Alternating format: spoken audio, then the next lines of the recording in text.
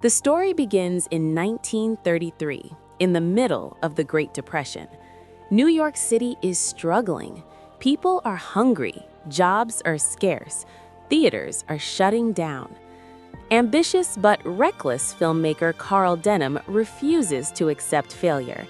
His latest project has lost funding, his lead actress has quit, and creditors are closing in.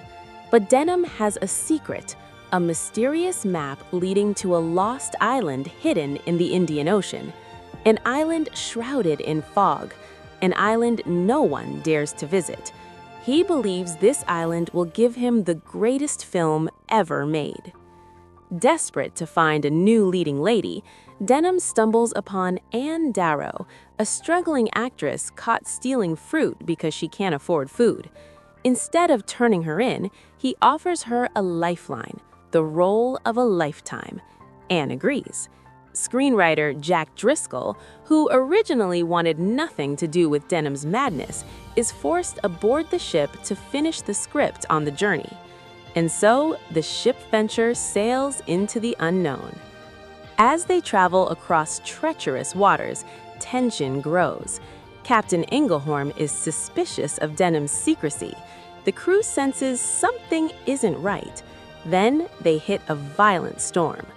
Through thick fog and crashing waves, the venture crashes onto the rocky shores of a hidden land, Skull Island. Skull Island is terrifying from the moment they arrive.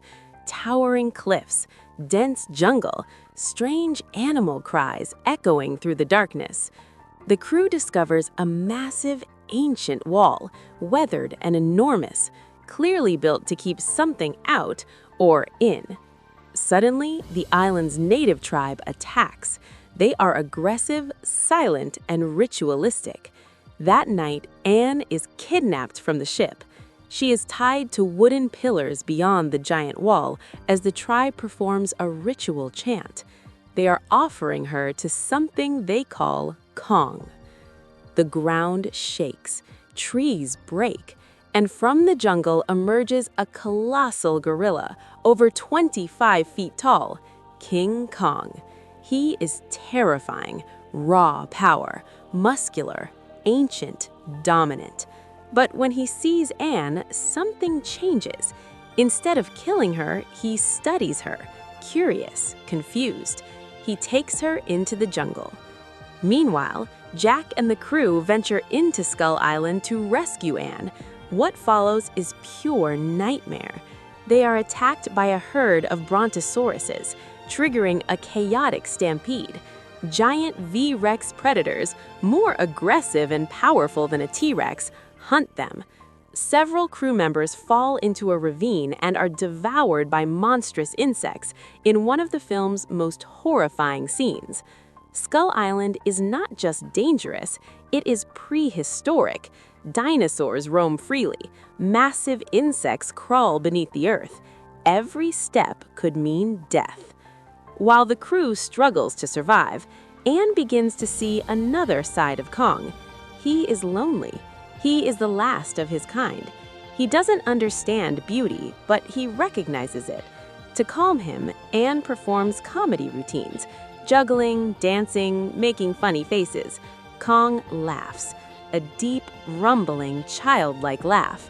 For the first time in his life, he isn't alone. But danger strikes again. 3 massive V-Rex dinosaurs attack. What follows is one of the most brutal battles in cinematic history. Kong fights all 3 at once, protecting Anne at every turn. He uses strength, intelligence, and pure rage to defeat them. By the end, Kong stands victorious, battered but unbroken. Anne realizes he saved her. Jack finally reunites with Anne. She wants to save Kong, but Denham sees dollar signs. Using chloroform gas bombs, they knock Kong unconscious. As he collapses, Anne screams. Kong is shackled, shipped across the ocean, and brought to New York City. Months later, Denham unveils his masterpiece on Broadway, King, the 8th Wonder of the World. Kong is shackled in chains, displayed like a circus attraction. Bright flashing cameras trigger his fear and anger. He breaks free. Panic erupts across New York. Cars are crushed, streets destroyed, people scatter in terror. But Kong isn't attacking out of evil. He is searching for Anne. Kong finds Anne in Central Park. For a brief moment, they escape chaos. On a frozen lake, Kong slides clumsily on the ice while Anne laughs. It is innocent, pure, beautiful, but it cannot last. The military arrives. Kong climbs the Empire State Building, carrying Anne to the top, away from the noise, the fear, the cruelty of the world below. For a moment, they watch the sunrise together. It is peaceful. Then the fighter planes arrive. Kong fights back, swatting planes from the sky, but bullets tear through him again and again. He weakens. Anne begs him to hold on. Kong gently touches her face one last time. Then he falls. His massive body crashes onto the streets below. As crowds gather, Denham looks at Kong's lifeless body and says, "It wasn't the airplanes, it was beauty killed the beast." But we know the truth. It wasn't beauty, it was greed. It was exploitation. It was humanity's need to conquer what it doesn't understand. Why this film hits so hard. This isn't just a monster movie, it's a tragedy. Kong was never the villain. He was a lonely king defending his home, taken from his world, chained in ours, destroyed for entertainment.